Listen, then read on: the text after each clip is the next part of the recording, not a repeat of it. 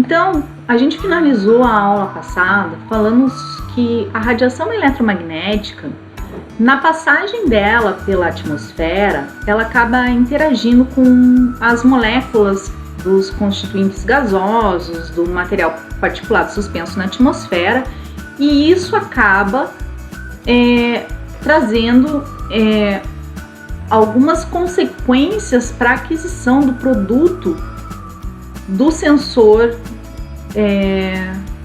que está sendo utilizado. E é um pouquinho sobre isso que nós vamos falar então na aula de hoje. Então, basicamente, a radiação eletromagnética, esse comportamento que ela vai sofrer ao passar pela atmosfera vai ser uma questão crucial, principalmente para o sensoriamento remoto de alta altitude, com plataformas aéreas, ou o orbital, aonde essa essa radiação eletromagnética, ela vai interagir diretamente com a atmosfera através de processos que vão ser de absorção ou espalhamento.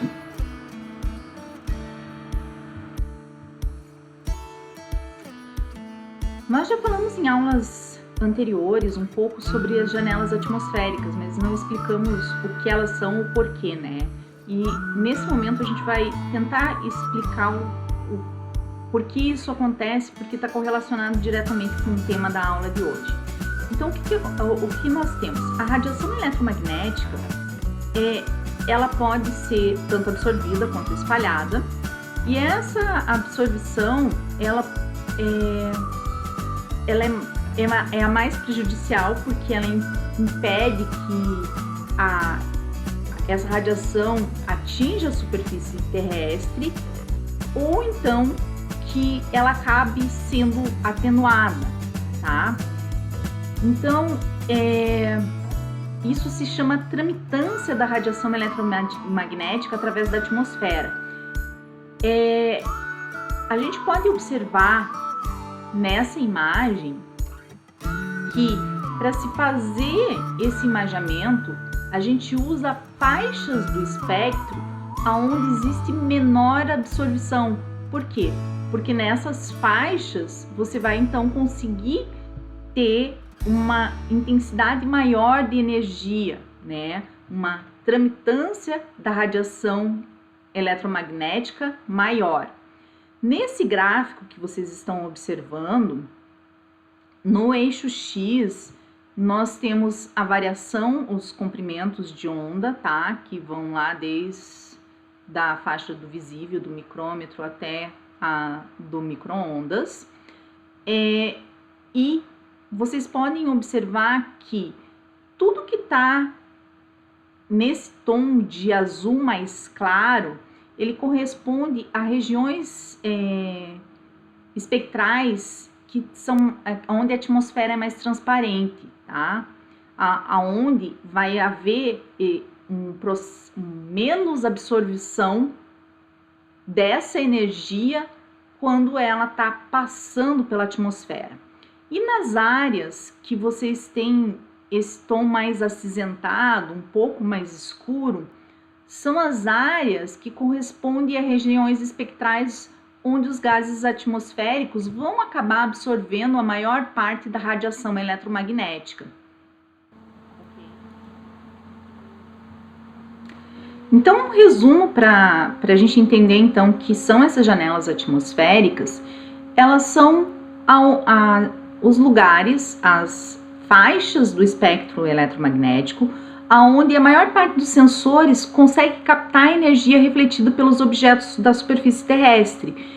E somente nessas zonas que vão ser de baixa absorção, que vão ser as nossas janelas, é que vão ser utilizadas então para a captação de energia.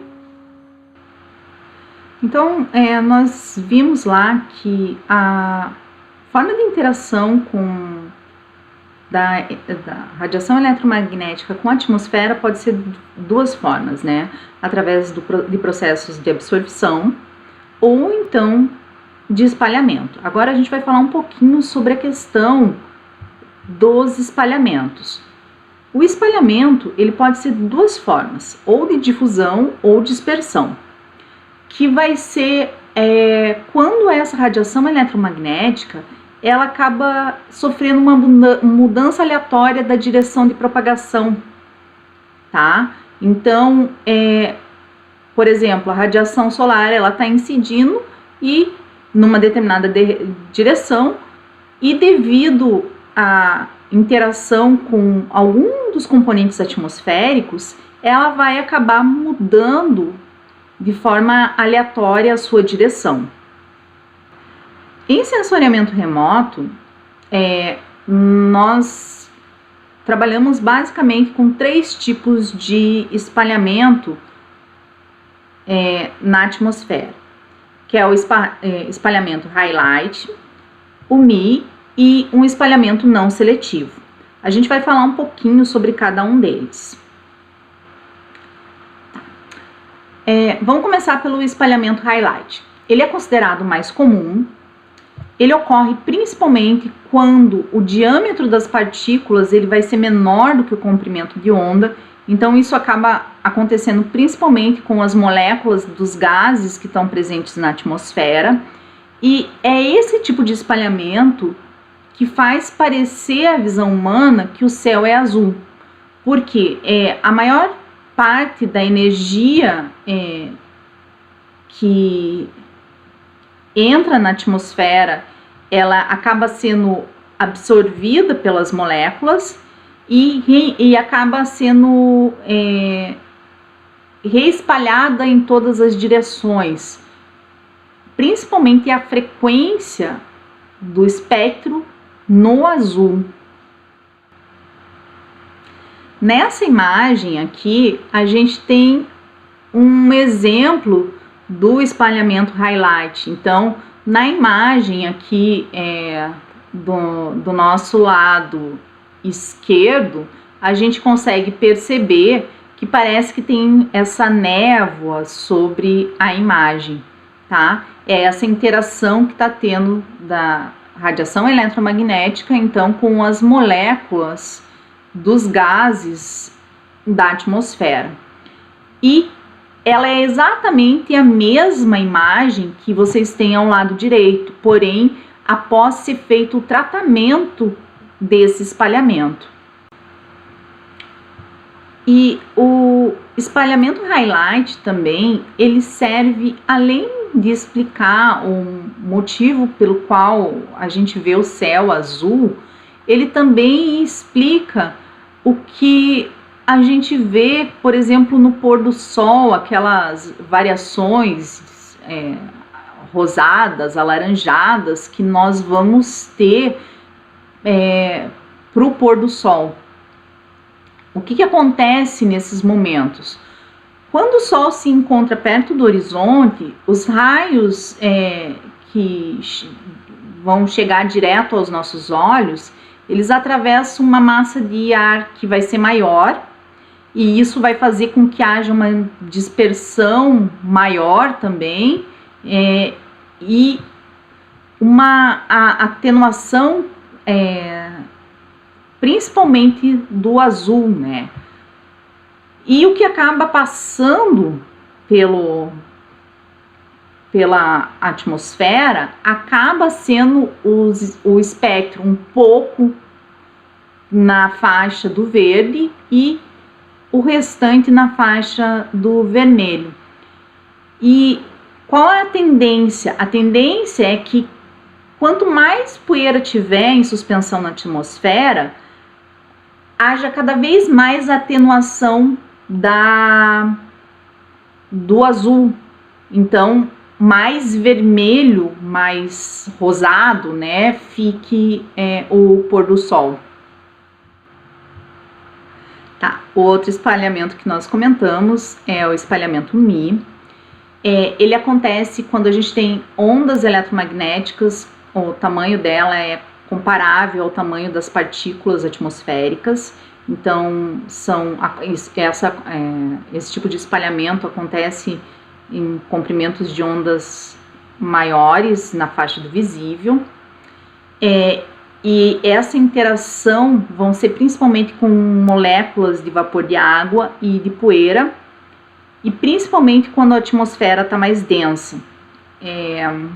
Aquele efeito de como se fosse uma neblina. Então, tanto o espalhamento, o highlight, como o Mi, eles eles têm essa tendência de parecer que tem uma névoa na nossa imagem, né? E isso basicamente acaba ocasionando uma diminuição do contraste entre os diferentes objetos que vão existir nessas imagens. O nosso terceiro tipo de espalhamento é um não seletivo, tá? Esse tipo de espalhamento é onde a gente tem o tamanho das partículas muito maior do que o comprimento de onda que está sendo observado, e acontece principalmente quando a gente tem uma atmosfera muito densa, principalmente com neblina e com nuvens, tá? E isso acaba tornando a atenuação da radiação eletromagnética muito severa, tá? E o que faz com que a gente perceba as nuvens com aquela cor branca, tá? Então, para a gente fazer um resumão, nessa tabela aqui, nós vamos ter o seguinte, cada um dos tipos de espalhamento, então ali a gente tem o highlight, o MIO e o não seletivo, e tem o tipo de partícula com a qual vai estar associada e o efeito que vai causar na nossa imagem. Então, para a gente relembrar, no highlight vai estar associada aquelas moléculas que são muito pequenas. Então, por exemplo, o tipo de partícula que vai ser afetado são as moléculas de gás. Vai acontecer na faixa do visível, nos pequenos comprimentos de onda. E vai causar uma redução, né, do contraste nestas imagens. No espalhamento Mi, são partículas que têm aproximadamente o mesmo tamanho que os comprimentos de onda. Então, as partículas vão ser geralmente gotas de água ou aerosóis, tá? E também é visível nesses comprimentos de ondas que são um pouco maiores, né? E da mesma forma vai reduzir o contraste dentro das nossas imagens. E o nosso último elemento, o último tipo de espalhamento é o espalhamento não seletivo, que vai ser a interação principalmente com nuvens, neblinas e névoas. E ao contrário, por exemplo, do highlight, que afeta muito mais, por exemplo, os comprimentos de onda da faixa do azul, no não seletivo, ele vai afetar igualmente todos os comprimentos de onda. E